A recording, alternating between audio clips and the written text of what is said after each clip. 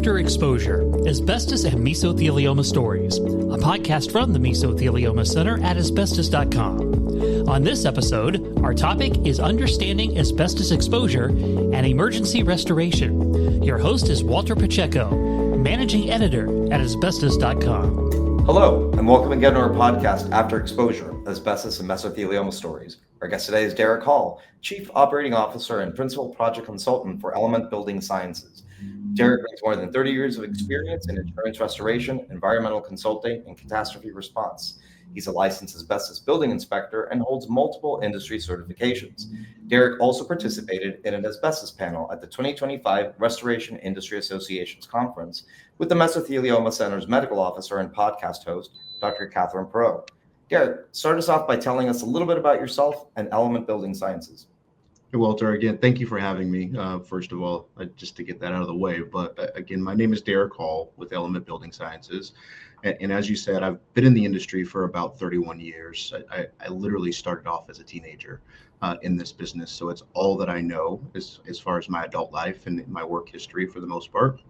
I started off as a technician in the field and worked my way through until finally on the restoration side, until I finally owned my very own restoration company. And that was, a big challenge for me because I'm not a college graduate. I'm not somebody that came from a business background.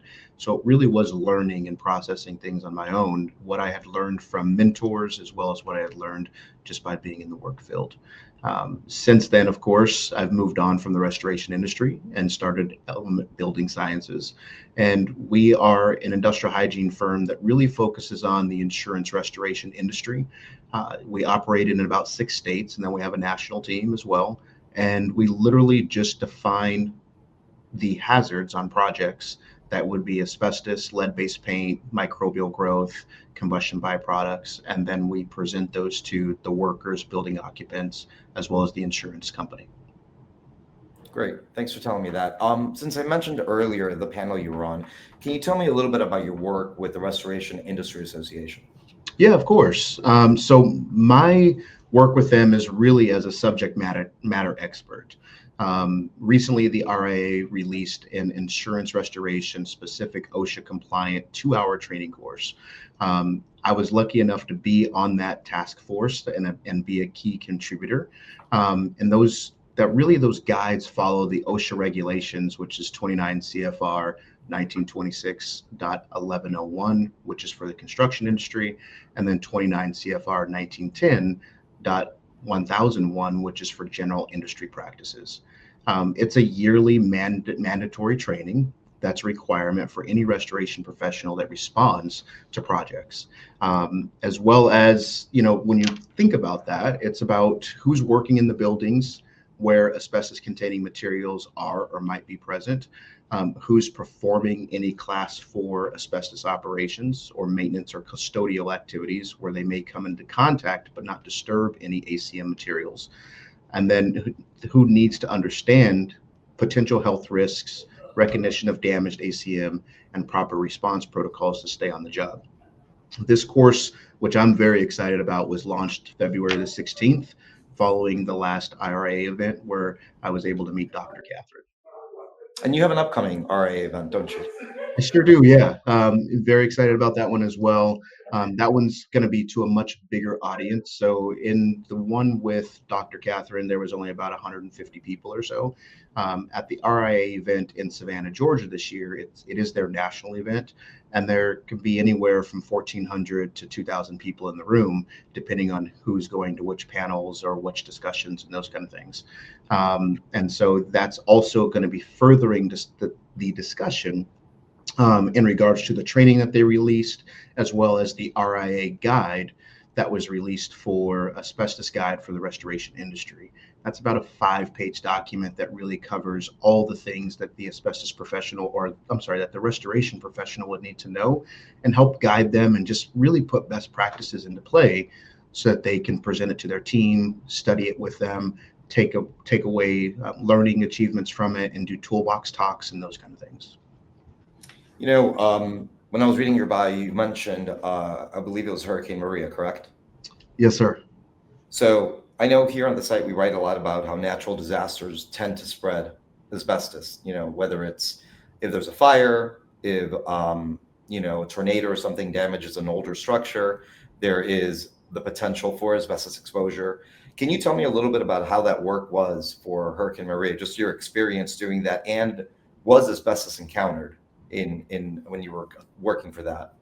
Yes, it was. So I went out to Puerto Rico after Hurricane Maria in October of 2017 on what I thought was going to be a 6-week consulting project.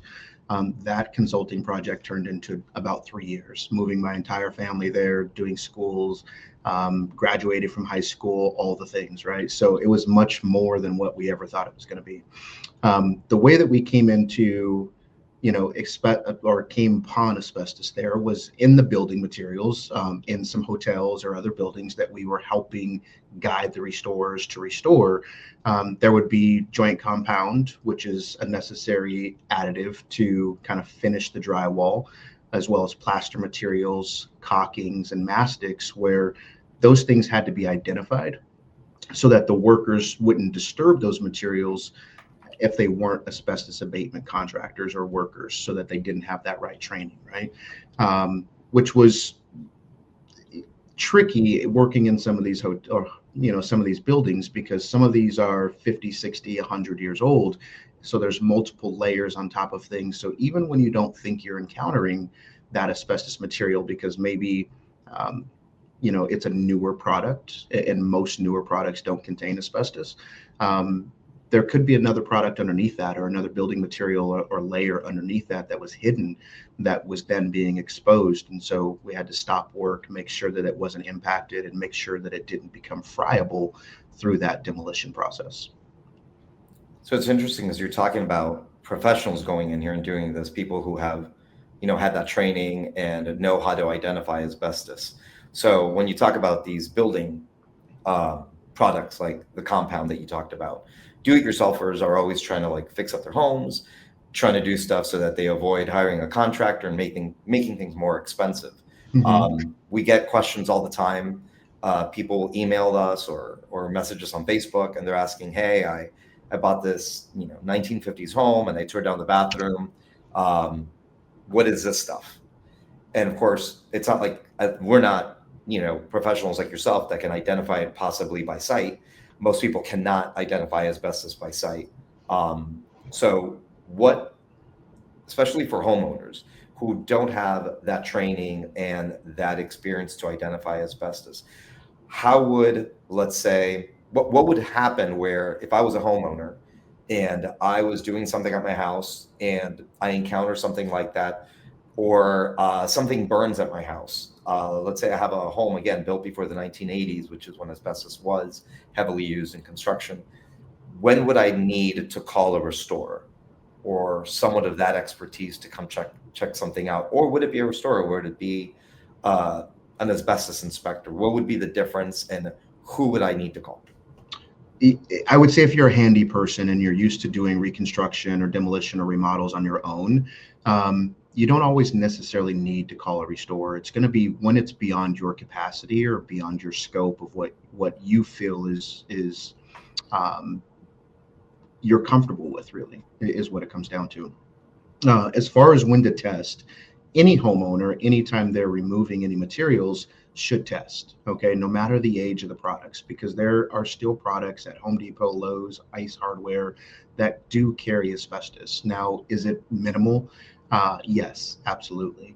But the regulations, both federally and in most states, will state that anytime a product is being removed, it should be tested. Now, the interesting thing about that is that most property owners aren't governed by the same laws that workers are governed by, or companies that are governed by. And so as a homeowner or a property owner, as long as it's not a rental property, you can pull a piece of that material, take it to a local lab, or send it off to a lab if you don't have one in your city or state, and have that tested to see if it is asbestos before you start doing mass demolition. The other side to that is that most homeowners don't necessarily have to do abatement. They can remove that material, bag it up, and then of course set it outside. I would always caution anybody of doing that, obviously, because you don't know how to don and doff PPE, which is personal protective equipment, to make sure that you're protecting your health, but then also to make sure that you're not spreading it throughout the house and the rest of the areas. And the HVAC is a main contributor to how that asbestos fibers would be able to spread. Keep in mind, they're very light. They can travel anywhere. If it's in settled dust, even on a floor, and you walk through it, that asbestos fiber can be suspended up to 24 hours just because it's there, even if there's no additional air movement. Then when you move on to the aspect of when to call a restorer when it's above and beyond your capacity, okay, both from a financial capacity, which is very important. That's why we all have insurance, as well as from a technical aspect of things. Not a lot of people truly know how to do drywall repairs, plaster repairs, install flooring, and those kind of things. So if that's not your specialty, or that's not your expertise, or you don't have the time, that's where the restoration industry really picks up that guidance and really helps that homeowner or property owner be able to get that work done in conjunction with their insurance company. At a minimum, if someone does start doing some sort of tear down at their house to protect themselves from asbestos exposure or potential asbestos exposure, what do you recommend at a minimum that they do?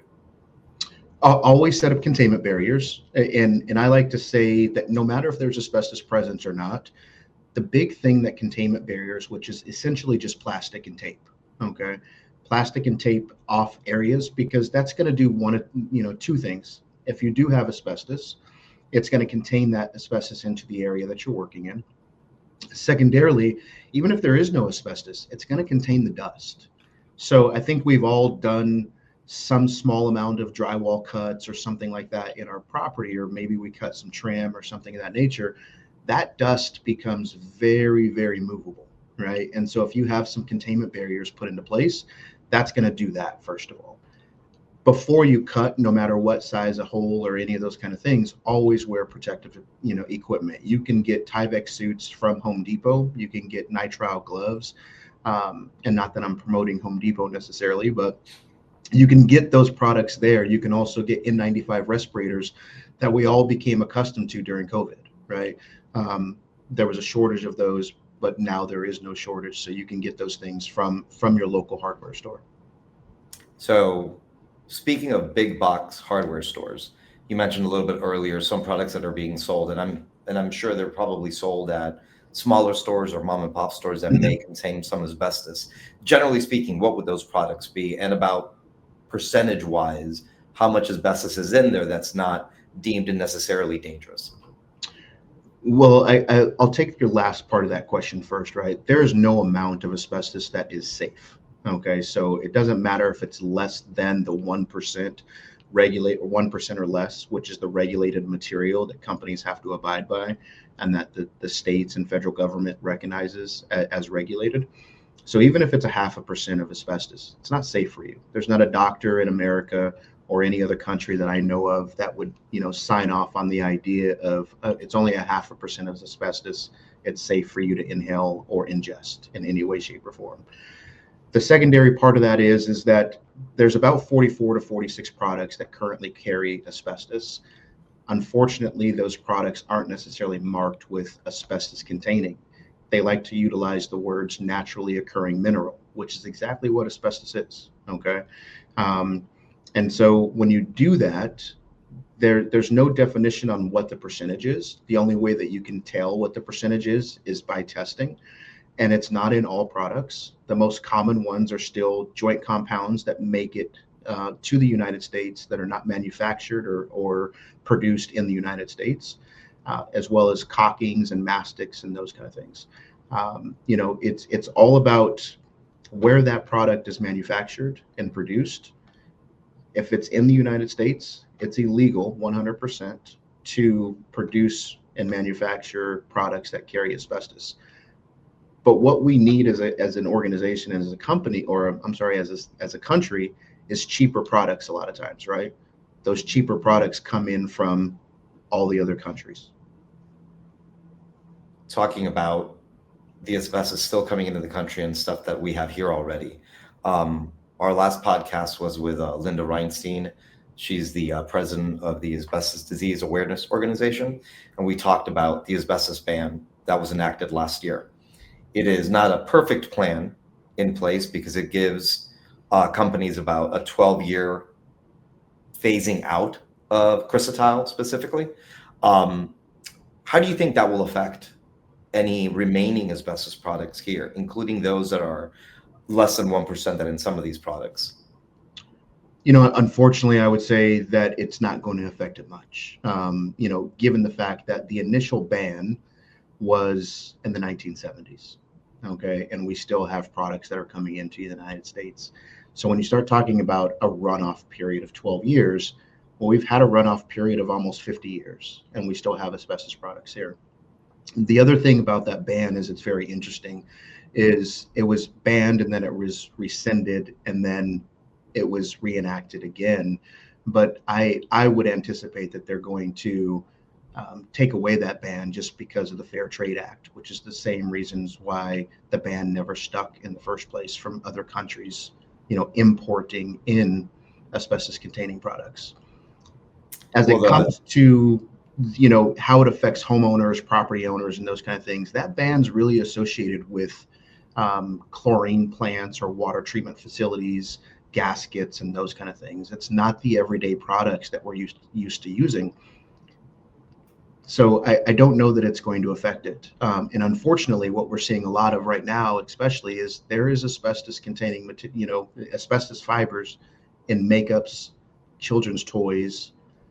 So it's not just building materials that is affecting people. It's other types of products as well. Yeah, we've covered a lot of it happening, as you mentioned, in products. Several years ago, there was some children's makeup that was being sold at an accessory store called Claire's. A lab analyzed it. They found the fibers in there. It was something that alarmed a lot of people. I think a lot of people, first of all, don't know that asbestos is actually a natural mineral. Most people think asbestos is man-made. They also think asbestos just doesn't exist anymore. When they do hear about it, there is a level of panic. Sometimes they encounter it if, in fact, they are tearing a wall down in their house. And, just a couple of weeks ago, I got an email from a homeowner who said, hey, here's a picture. Like I said, this is what I sent. What should I do? And I, of course, didn't want to give them incorrect information. But I did tell them, you should really leave that alone, cover it up as much as you can, and get an asbestos inspector or a professional to really come in here and look at stuff. Because I don't know how he drilled into that wall. I don't know if he put anything covers on his furniture or anything. But the man was kind of panicked, and he's like, should I get one of these asbestos test kits that they sell in the store? So I've never actually, I think I've seen pictures of them online. Are those, I know that you're supposed to collect a sample and then it gets sent out. Is even that safe to do that? Or should you immediately call a professional? Yeah, so I don't know anything about those. I'll be quite honest with you. I've never done any research on whether or not those self-testing kits are a true viable option. What I would say is that for people like me in my industry, we have to go through a minimum of a 3-day course that just goes over how to collect samples, what to do, what to report on, what kind of photos to take, where to pull your samples from, all those other sorts of things, because there is a process or a regulation to it for companies. Okay.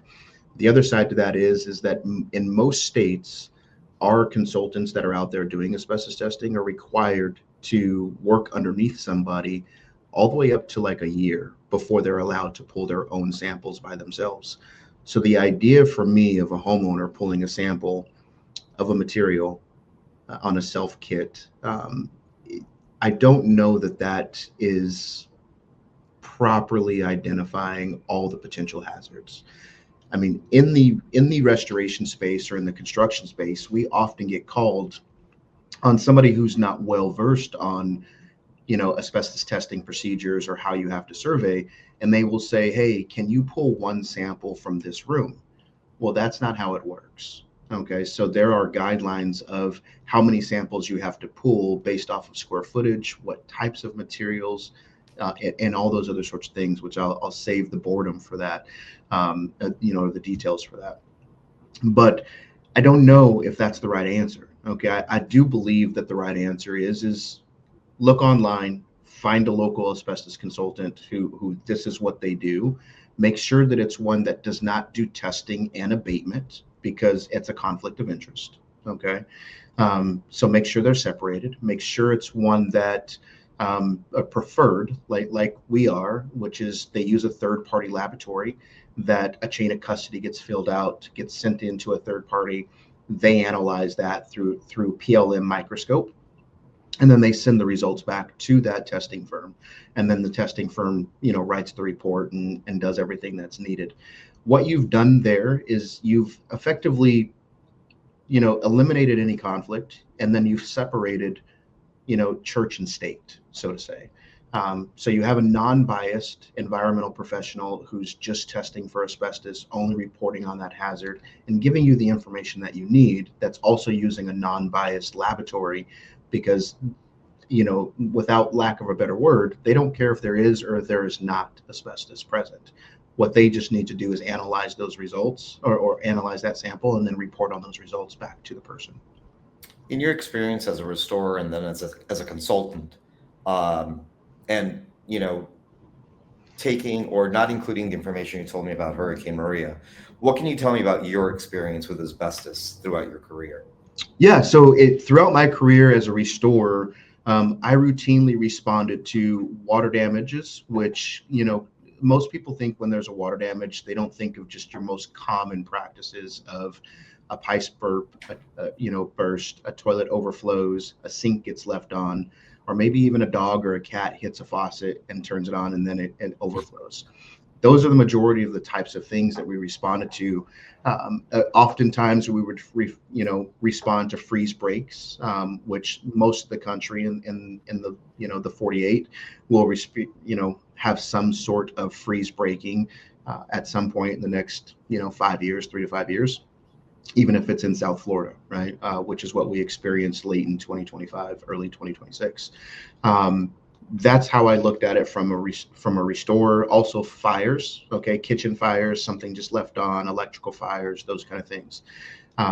As a person now in this capacity, we really come into contact with asbestos through the testing. So about 98% of our work as an environmental consultant for my company specifically is related to the insurance restoration industry. So I'm still responding to those same exact types of events, adding on, of course, tornadoes and hurricanes and large floods, those kind of things.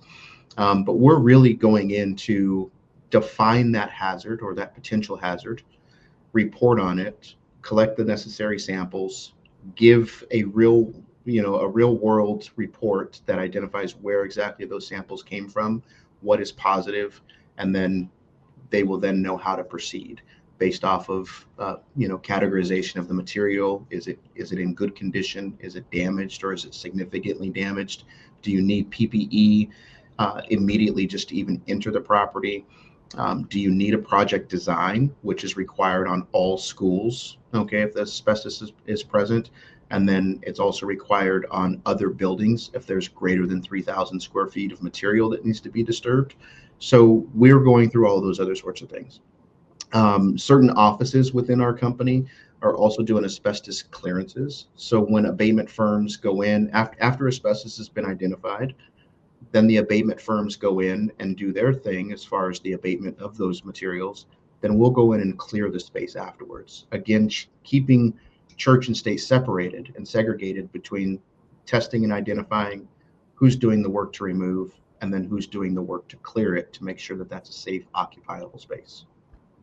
Speaking of asbestos removal, we see it in the news all the time, pop up in different forms. The most recent news that came up about asbestos removal was when they were tearing down the east wing of the White House. I believe the asbestos was dumped somewhere. There's an investigation going into that. All the time in the news, it pops up when an asbestos removal company illegally dumped asbestos somewhere. Why is it that we are seeing so many, or your opinion, why is it that we're seeing so many of these stories where a company has dumped asbestos somewhere instead of following whatever? Well, first of all, what are the rules for disposing of asbestos, legally disposing of it? And why is it that we're seeing so many cases of people being fined for the illegal disposing of asbestos? I think a lot of it has to do with education first. And that's where I would go to first. Is not all contractors are educated well enough to know and understand how they're supposed to remove it, who's supposed to remove it, are they supposed to test it, and then how it has to be, dumped into a regulated waste site or material site. The second part of that is because I want to, think that most people and most contractors are good contractors and that they want to do the right thing. So I would say education first. Then the next part of that is cost. So as soon as you start moving into the asbestos abatement world, it's no longer just traditional demolition. There are showers and wash systems that have to be involved. There's training for your workers that has to be involved. The minimum is a 32-hour training course. The next level up is a 40-hour training course for a supervisor. So you have added cost. So a general laborer who's, depending on what part of the country you're in, that can be from $15 to $30 an hour, or maybe even a little bit more. Now all of a sudden you're looking at your baseline, worker, costing $30, and then your high level workers costing anywhere from 60 to 70. And so now you have a cost issue where that contractor might lose that job, especially in today's climate. Okay, with financial climate, they might lose that job if they want to do the job the right way. And there's too many contractors out there that will do the job the wrong way. Okay, so they're willing to take that risk, put people's lives at jeopardy, and then create a potential issue down the road. So then you basically go ahead. I'm sorry, Charles. Sorry, no. And then I was going to say the last part of that is as an abatement contractor, you own that waste for its entirety, for its livelihood. So if you take it to a waste facility the right way through the chain of custody as an abatement worker, and let's just say 10 years from now or 20 years from now, they have to dig up that landfill, you still own it. You own the cost of moving that material for its entire life, which is forever. So with asbestos like that, we've covered, Superfund sites here. And there have been several asbestos Superfund sites, including, entire cities or towns. The one that comes to mind is the one in Montana. I can't remember the name right now. How should asbestos be disposed? Like, what is the safest way and how the safest and the legal way of disposing of asbestos waste? I won't go into a whole lot of exactly how they're going to dispose of it, because that's outside my purview, right? As an asbestos consultant, because I don't do abatement. But from what I've seen and what I've managed in the past, is it's got to be double bagged. It's got to be sealed, gooseneck tied with duct tape, and then it's taken to a landfill that accepts asbestos containing waste. There's a waste manifest that's involved. It's signed off on. Particularly in most cases, it'll be a lined trailer or truck. It's not just sitting in the back of a pickup truck. If you're ever driving around and you see a completely enclosed dumpster that's lined with plastic, there's probably asbestos waste going into that dumpster, and then that's then taken to a facility that is, by waste manifest and chain of custody that accepts that. So not all landfills do take asbestos containing materials knowingly. And that's one of the most important things, but I'm pretty positive that every, larger city or surrounding areas is, for sure every state does have a landfill that accepts products that contain asbestos. We talked a little bit about training and, the thing I mentioned about, people dumping it illegally and not really knowing what to do. Is there a lot of, I know we mentioned the cost of, the abatement, but also is there, for training purposes, is there a lot of awareness about raising awareness for more training in all the fields that involve asbestos? And you could talk about in the fields that you're involved with. I don't necessarily think there's enough. And I think it has a lot to do with funding. I know as our company, kind of our model and what we present to our clients is that we want to become the shepherds. So when I say shepherds, a lot of our staff laughs at me at times because I think of Jesus, or, back in the day, there's a shepherd with a staff and he's kind of watching over the flock of sheep and he's making sure that they keep safe. And I utilize that from a standpoint of with our clients and how we want to interact with them. We're not just here to test jobs for asbestos. We're really here to help educate them, help them define real world applications and best business practices to make sure that as they're coming across materials that they are testing in the right manner. Okay, so I think there's not enough education.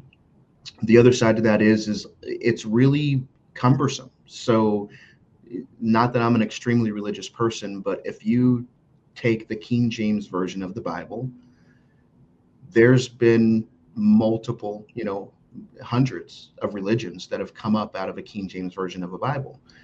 Asbestos regulations are not too far off. Okay, somebody reads them, they interpret it the way that they interpret that information, and then they go out and they teach that. That teaching becomes a legacy. So if Bob started his company 60 years ago and Bob then taught Henry, and Henry never looked at the regulations, he just knows what Bob told him. And then Henry tells James, and then James tells John. And the next thing you know, nobody's actually ever really looked at the regulations. They've only been passed down information. And it also becomes a game of telephone, which we've all played telephone as children. And so there's a lot of misnomers, a lot of misunderstandings, and a lot of misinterpretations of what the regulations actually say versus how the regulations are intended to be written. One of those biggest things that comes into misinterpretations is that you don't have to test if a building is built after a certain age. Nowhere in the regulation does it say that. Could you give an example of a building? Generally speaking, it's, we publish on our site buildings built before the 1980s most likely contained asbestos, and probably into the 80s before things started being swapped out. Could you give me an example of something that is beyond that time frame of the 80s that in fact did contain asbestos? Absolutely. I mean, just in the last, in the first quarter of 2026, we've had 17 projects that were built after 2015 in different states that had asbestos containing building products in it, from flooring to texture materials, gypsum, even some concrete, some mortar and grout from ceramic tile installation or stone tile installation. I can't name buildings, but there's conference centers that we've tested, that were built post 2010 in Nevada, that all the 100% of the mastic came back asbestos containing. And how did that sneak in there? If the products are these products that are imported, perhaps? They are products that are imported, yes, sir. Yeah. What would you say? That's the likely scenario, right? We don't know for sure, but definitely that's the likelihood. Because I know, Russia still uses asbestos, China does, India does. Are these like some of the main countries that have sent that have the product has been bought from them? Is it mostly that group? Those are the main ones, yes. Yes. So for consumers, when we talked back about compounds, should consumers really be taking a look at labels and seeing where this product is manufactured? Absolutely. Absolutely. I mean, if you would look at the food labels that you would put into your body, I would say that you should look at the product labels that you're putting into your home. And that goes for any type of potential hazard, right? It's not just asbestos that's really affecting our environment right now. There's a lot of talk about microplastics and just general indoor air quality, formaldehyde. There's mercury that's being put into different types of flooring materials and those kind of things. All of those things are going to affect our health over a certain amount of time. So it's very important to look at all those sorts of things and make sure that you're utilizing largely U.S. manufactured and produced materials, and that there is no talk or discussion about naturally occurring minerals. That's a really easy way, or a very creative way, I like to say, to put something in a material that could be harmful to you. What would you recommend if someone reads that in a product, natural minerals? What do you recommend that they do? Either ask more questions, do some research. The benefit that we have in today's age as well is AI. I mean, there's so many people using anything from Claude to Copilot to ChatGPT. You can, literally take a photograph of something, send it to your AI of choice, which, again, keeping in mind that AI has its own environmental hazards. But there's certainly easy ways to look that product up, look to see if there's alternatives. I have very good friends in the industry that are using Meta glasses, which a lot of people utilize. And if you ask Meta what a certain material is and what it contains and where it's manufactured, it will literally give you an entire bio on that product. You mentioned a little bit earlier about raising awareness. What is Element Building Sciences doing to raise awareness about all of these types of things? So the biggest thing that we do is we give free education to 100% of our clients. So we will literally go on site to the restoration companies, to the insurance companies, to property managers or whomever, and do asbestos awareness courses on what asbestos looks like, what type of materials it contains, and how you need to keep safe. That's the biggest things that we do. We don't charge for those. We do have some courses that we do have, that cost money, but the majority of it is that, again, go back to shepherding. Okay, we want to shepherd the relationship for our clientele, who are mostly, contractors, insurance companies, and those kind of things, or end users, property owners that find us in one of the states or cities that we have an office in and call us up.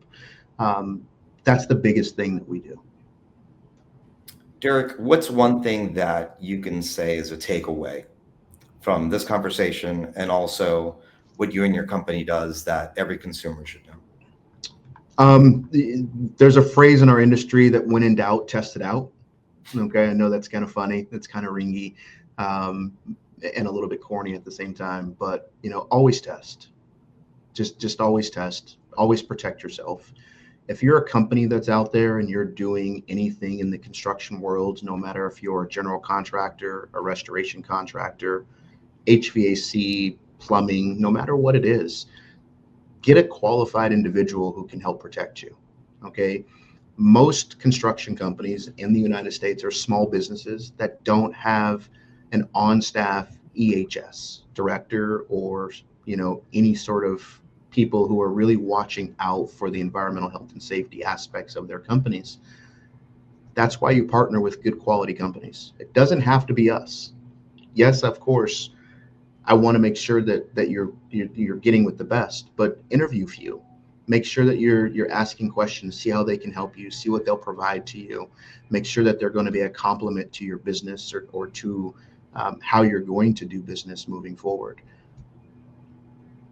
All right. Well, thank you very much, Derrick. I'd like to thank you for joining us today from Element Building Sciences, and for joining our podcast, After Exposure, Asbestos and Mesothelioma Stories. Have you or a loved one been exposed to asbestos? You may have legal options. Contact the Mesothelioma Center at asbestos.com or call 833-628-8546 to reach one of our patient advocates today. Got an idea you think we should talk about? Or maybe you'd like to join us on our podcast? Please email us at podcast@asbestos.com.